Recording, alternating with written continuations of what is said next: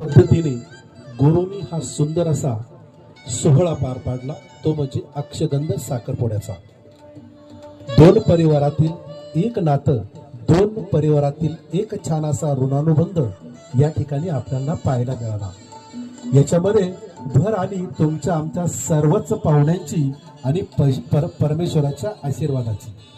म्हणून मी असं म्हणेन, मानू कसे आभार तुमचे खरंच आज मला कळत नाही।